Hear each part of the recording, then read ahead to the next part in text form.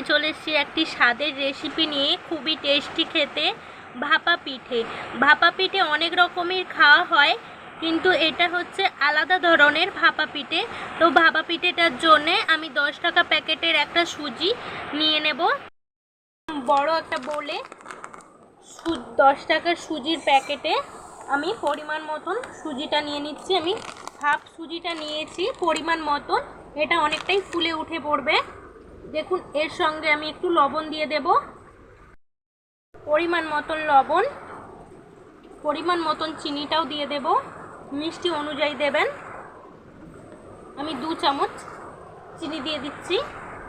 এর সঙ্গে যতটা পরিমাণ দুধ থাকলে দুধ দেবেন, না হলে আমি জল গরমও অ্যাড করব, কিন্তু জল গরমটা আমি উষ্ণ গরম করে নেব, কুসুম গরমের মতন।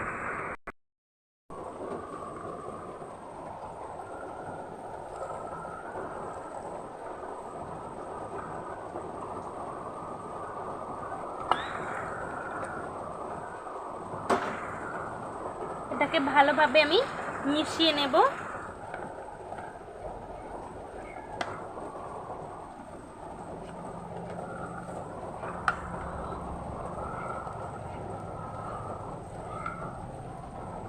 তো এরকম গাঢ় হয়ে যাবে, আর একটু আমি জলটা দিয়ে দেব।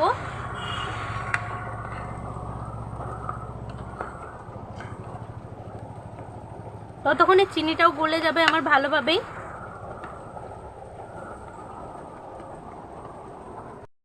মিশিয়ে এটাকে আমি মিনিট 5 ঢাকা দিয়ে দেব। তো বাড়িতে সবার তো সবসময় বাড়িতে চাল গুঁড়ি থাকে না, ওই জন্য আমি একটা সুজির প্যাকেট দিয়ে ভাপা পিঠেটা তৈরি করব। এবার মিনিট 5 এটা আমি ভালোভাবে রেস্টে রেখে দিচ্ছি। ওখানে আমি ভাপা পিঠেটার পুরটা রেডি করে নেব। এরকম একটা কড়াই বসিয়ে দিয়েছি, কড়াইয়ের ওপর আমি পরিমাণ মতন আমি চিনিটা দিয়ে দেব।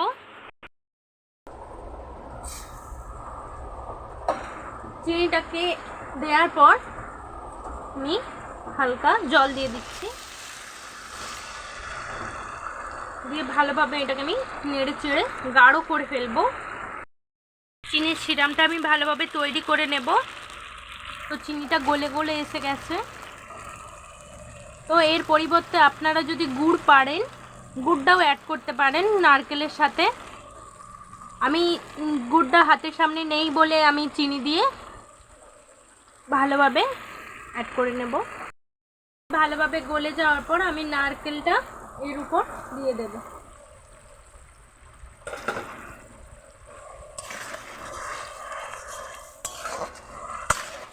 লো আঁচে করে এটাকে ভালোভাবে লালচে করে নেড়ে চেড়ে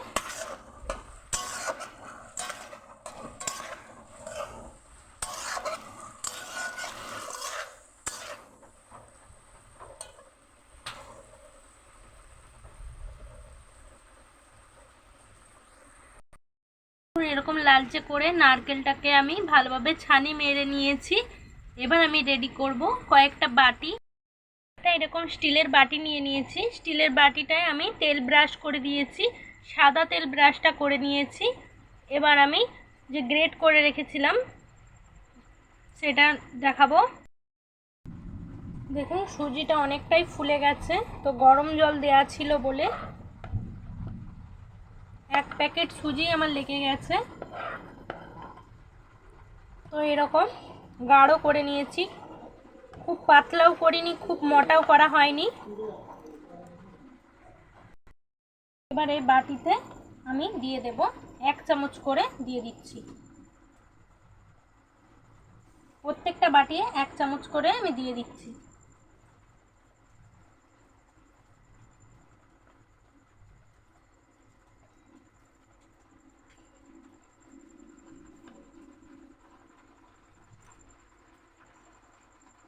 দেওয়ার পর ভালো করে বাটিটা সেট করার জন্য এরকমই ভালো করে বসিয়ে নেব, নাহলে ভিতরে হাওয়া ঢুকে যেতে পারে। ছানি মারা নারকেলটা এর উপরে আমি ভালোভাবে দিয়ে দিচ্ছি।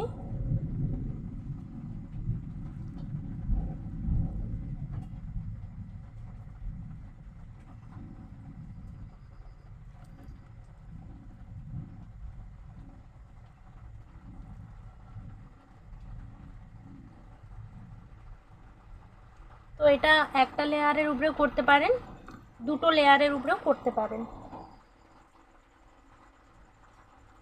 আমি একটা লেয়ারের উপরে দেখাবো।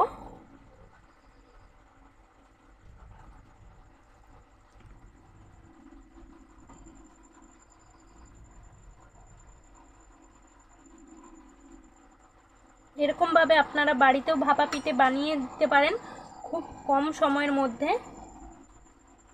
তো যতটা পুরটা ভালো দেয়া থাকবে, বেশি দেয়া থাকবে, খেতেও টেস্টিকর হবে।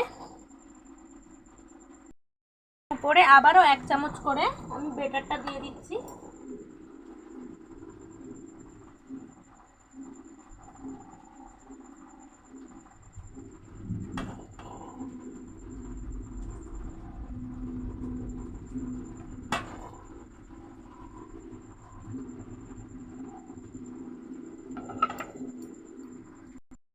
ভাবে আমি এটাকে সেট করে নিয়েছি। এর উপর খুব সুন্দর লাগবে বলে এরকম কিশমিশ সাজিয়ে দেব। দেখুন কত সুন্দর আমি সাজিয়ে নিয়েছি। কিশমিশ থাকলে দেবেন, না থাকলে না দেবেন।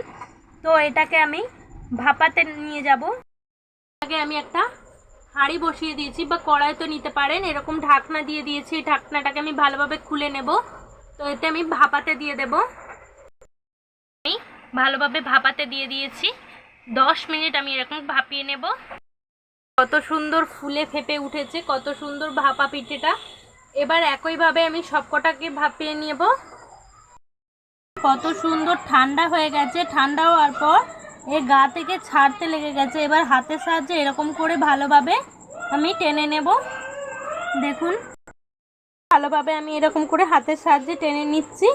তো ভালোভাবে আমি টেনে নেওয়ার পর বাটিটাকে উল্টে দেব, ছেড়ে চলে আসবে গা থেকে। বাটি থেকে কত সুন্দরভাবে উঠে গেছে, কতটা নরম হয়েছে দেখুন, কতটা সফট হয়ে গেছে। এই দেখুন কত সুন্দর নরম হয়েছে। খুবই টেস্টিকর ভাপা পিঠেটা। আপনারা বাড়িতে ঝটপট তৈরি করে নিন, খুব টাইম লাগবে না, ঝটপট তৈরি হয়ে যাবে। আপনারা যদি আমার প্রথম ভিডিও দেখে থাকেন, লাইক কমেন্ট শেয়ার করতে ভুলবেন না। বাড়িতে বানিয়ে দেখুন কতটা টেস্টিকর রেসিপিটা। তো আপনারা শেয়ার করবেন যে কতটা আমার রেসিপিটা দেখে ভালো লাগলো। তো প্রথম থেকে শেষ পর্যন্ত দেখার জন্য খুবই ভালো লাগলো আমার। আপনারা শেষ থেকে ভিডিও দেখার জন্যে তো লাইক কমেন্ট করতে ভুলবেন না, সাবস্ক্রাইবটা করে দেবেন ঝটপট, এটাই রিকোয়েস্ট রইল। তো আপনারাও এরকম বাড়িয়ে তৈরি করুন। আবার আমি অন্য ভিডিও নিয়ে আসবো, ভালো ভালো ভিডিও নিয়ে, মজাদার রেসিপি নিয়ে আপনাদের কাছে হাজির হব। এখানে আমি ভিডিওটা শেষ করলাম।